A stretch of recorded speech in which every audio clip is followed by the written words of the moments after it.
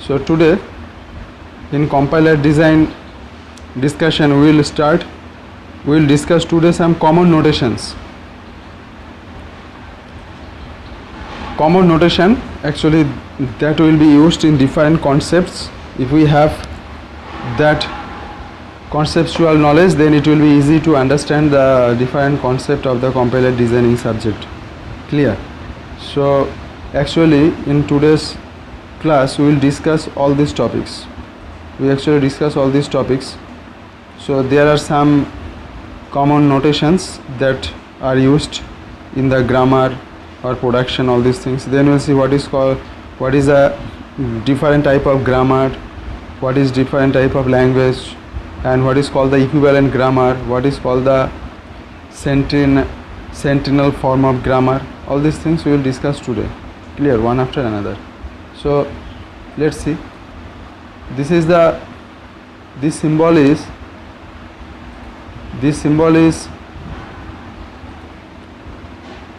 this is actually arrow. So if we use the arrow symbol or double line arrow, so both are equivalent. If we use these two symbol, then what does it means? It means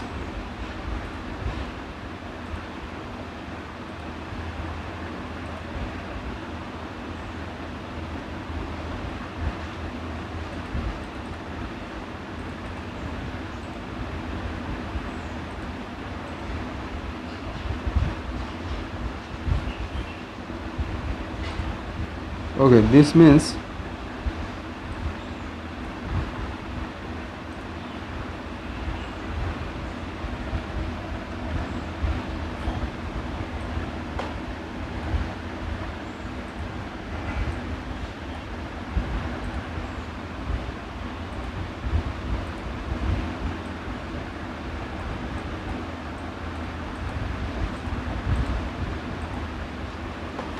so basically the first symbol that we will discuss, that is the arrow symbol or double arrow symbol. Okay, so suppose, what does it mean? Suppose S arrow, if we write a production A B C, S arrow A B C, so it does mean it means that either this ABC will be produced from the S in one step, or we can also write it in this way: S double arrow A B C. Clear? So it means it will be produced in one step. Clear? So this symbol means derives in one step. That's mean this is the first symbol, arrow or double arrow. Next, the second symbol we will discuss, that is the double arrow.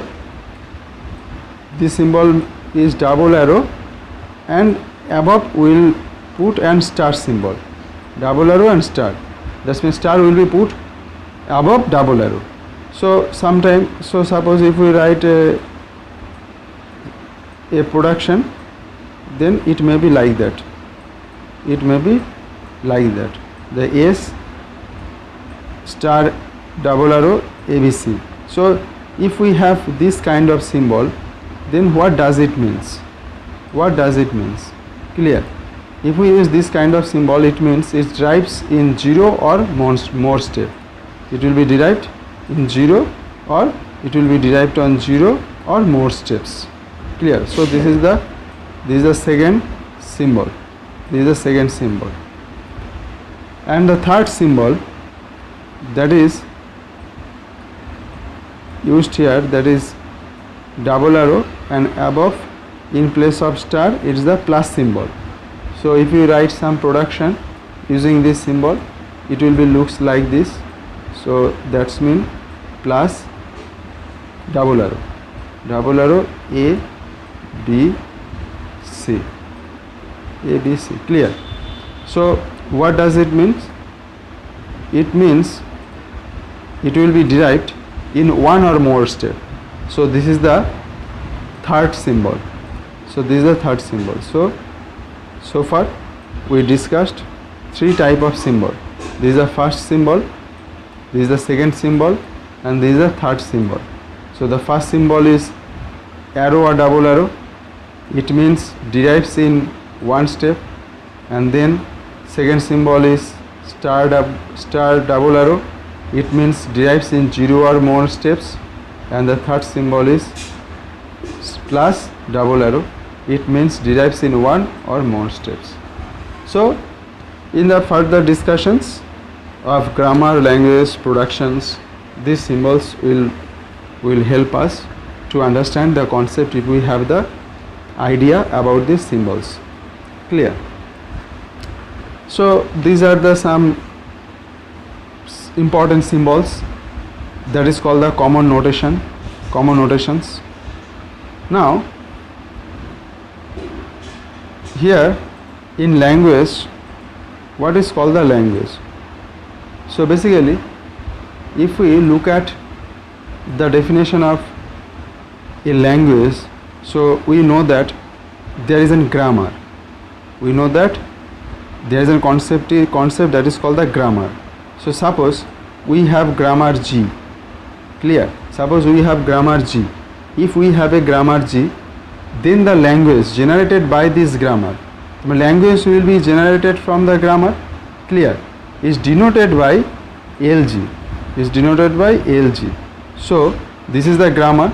So from this grammar, if we derived any language, that language will be denoted as L within bracketed G. So this is the definition, formal definition of any language. Clear? Clear? So this is the language of grammar G.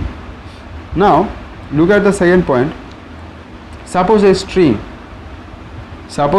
W is present in LG. So what do you mean by LG? What is LG? LG is the language from derived from the grammar G.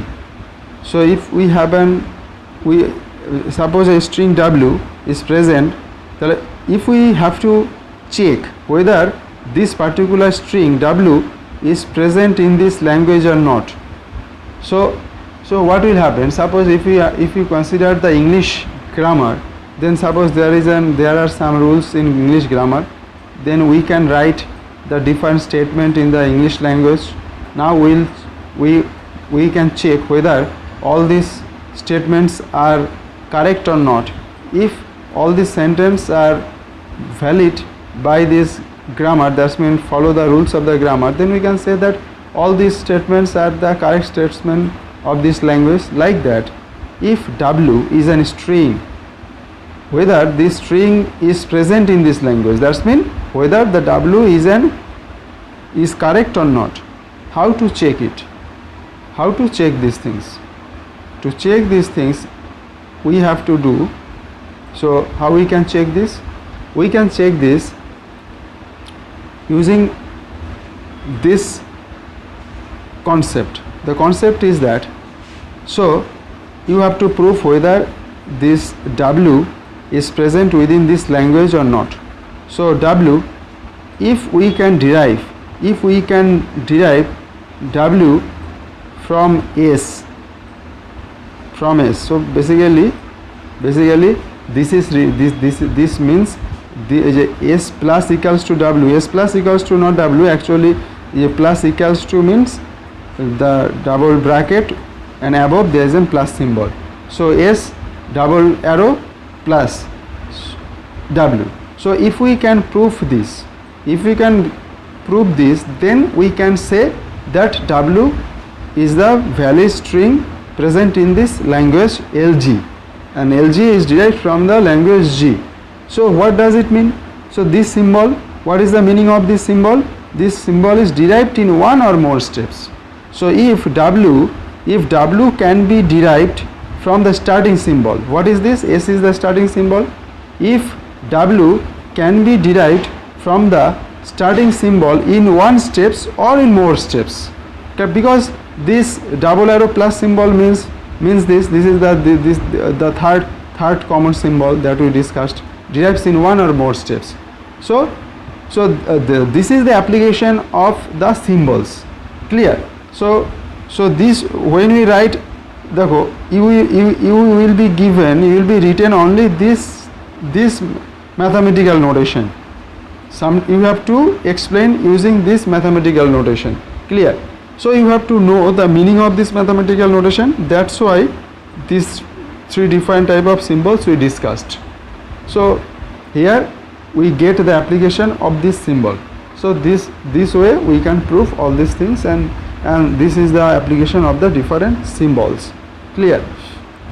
Because one thing you have to, in several times I told you that in computer science, whatever logic you will build or whatever thought you will produce, you have to mathematically prove that thought.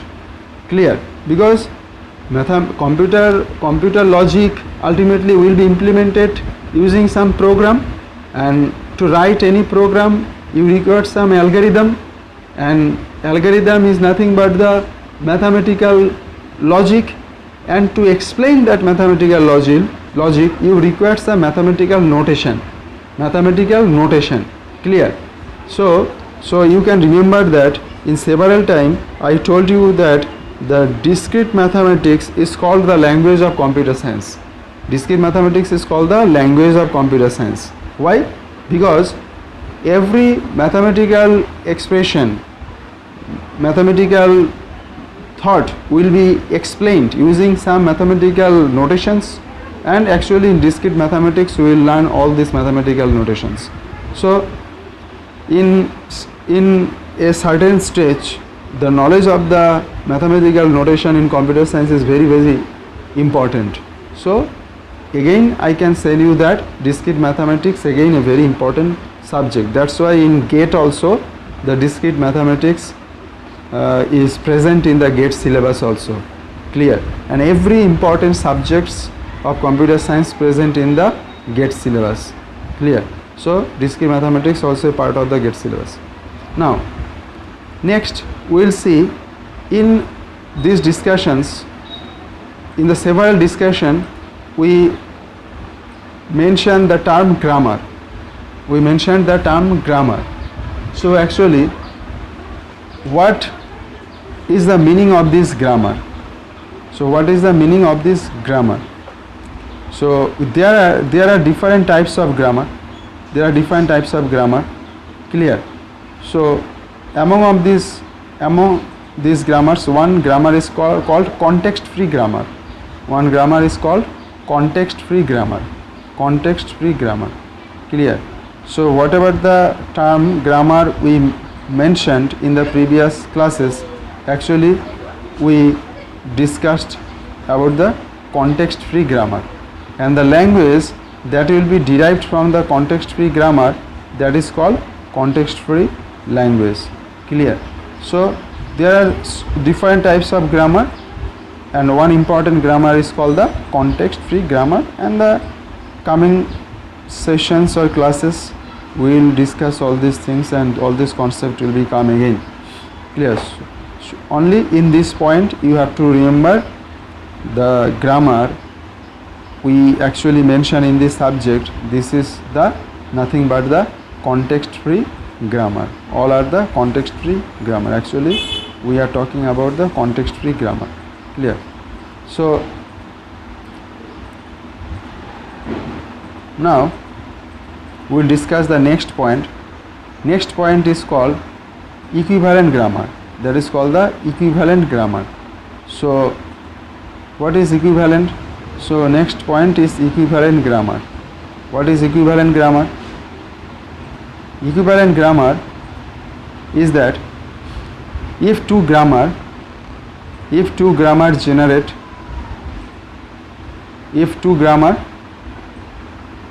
generate same language, then they are equivalent.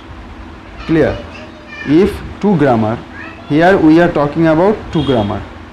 So if two grammar generates the same language, then they are called the equivalent grammar. So let's see the first example. As an first example, suppose this is the first grammar we are mentioning here. So what is the grammar here? Here the grammar is A arrow, B, capital B, capital D and capital C. Clear? And then B arrow, small b, and the third is capital C arrow, capital C, and sorry, another is D, capital D arrow, small d. Now tell me, what is the name of these statements? What is called? All this single line is called what? All these are what? A arrow B D C. এগুলোকে কি বলে? A arrow B D C, B arrow B, D arrow D, C arrow C. What is called? What is the name of these things? Hello? এগুলোকে কি বলে? A arrow B D C, B arrow B. Hello? No. এই প্রতিটা each and every statement, what is called it?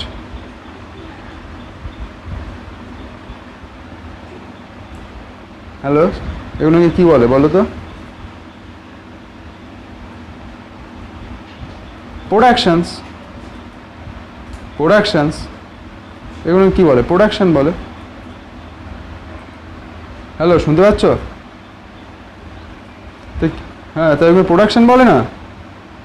তাহলে এই production মিলেই যে total যেটা তৈরি হলো, এটাকে কি বলে? এই যে প্রোডাকশন মিলে যেগুলি তৈরি হলো, এগুলোকে কি বলে? এই যে এইগুলি যে তৈরি হলো, এই প্রোডাকশন মিলে, so using all this production, what will get? What is it?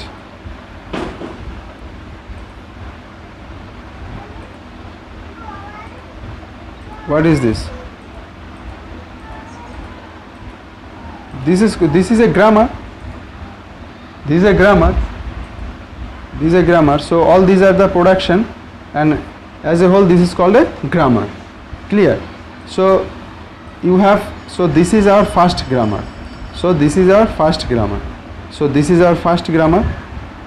from this grammar, what language we will derive? We know that from the grammar we will find the language. So what language we will derive? We will derive the string. Language is the string. Ultimate, the final string, we will get the terminal values. What is the terminal values here? A is the starting point, capital B, capital D, capital C. This is the non-terminal. Only the small values are terminal. So small b, small d, small c, all these are the terminals. So actually we will get the terminal string B, C, D. So actually from this grammar, so this is the grammar. So from this grammar, from this grammar we will get the language B, D, C. Clear? So this is the first grammar. Now look at the second grammar. What is the second grammar? In second grammar, the productions are, A arrow XY, A arrow capital X, capital Y, and the second production is capital X arrow, BD, capital small b and small d, and the third production capital Y equals to a small c. So this is the another grammar. Clear? So this is the grammar 1, and suppose this is the grammar 2. This is the grammar 1, and this is the grammar 2. Now from the first grammar you will get the language. So this is the language. So language, how we indicate the language? L within bracket G1. So the language is BD, small b, small d, small c. Now the what language we will find from the second grammar? From the second grammar also we will get the terminal string. So B, D, C. Again we will get the small b, small d and small c. So the language, so this is the language, so how will indicate? It will be indicate as L and within G2, the second grammar is G2. So this is the first language, this is the first language derived from the first grammar, and this is the second language derived from the second grammar. Now look at here, both languages are same. Yes, both grammar languages are same. Small b, small d, small c. Here small b, small b, small d, small c. That's why these two grammar are called equivalent grammar. So these two grammar is called equivalent grammar. This is the concept of the equivalent grammar. Is it clear? Is it clear what is called the equivalent grammar? So this is the concept of the equivalent grammar. Clear? So next we will see some another terminology. So basically in this class we will see some important terminology that is used in the compiler design discussions. Clear? So the next point we will discuss, that is the centennial form of grammar. Clear? Centennial form of grammar. So what do we mean by the centennial form of grammar? Let's see what is called the centennial form of grammar. So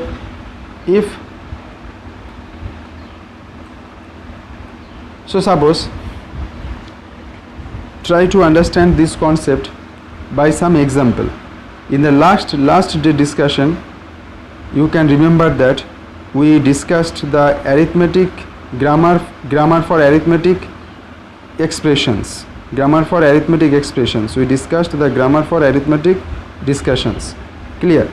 So you can remember that suppose the expression E, from the expression E we can derive the expression minus C. We can derive expression minus C. In the last day class we already discussed all these things. From expression what we can derive. So then from minus C we also can derive minus, in place of E we can write within bracket E. Clear? So then we can derive also, then here from here we can derive minus, in place of E we can write digit. So these are the expressions and all these are the digits, and from these digits ultimately the terminal values you can put, so minus 7. So this way we can derive from expression to the different form of the expressions. Clear? These intermediate expressions, all these intermediate expressions, this is called the centennial form of grammar. So what is written here? If S star double arrow, so actually the symbol is this, S double arrow, and above it is the star symbol is A. If A can be derived, so what is the meaning of the star double arrow means derives 0 or the meaning of this. What is the meaning of this? Meaning of this is a star derives 0 or more steps, So if A can be derived from the starting symbol in 0 or more steps, where A may contain any non-terminals. So basically all these are the non-terminals. S is the starting symbol. Then A is called centennial form of G. Clear? So this is called the centennial form of G. So all these are the some important terminology that we discussed in this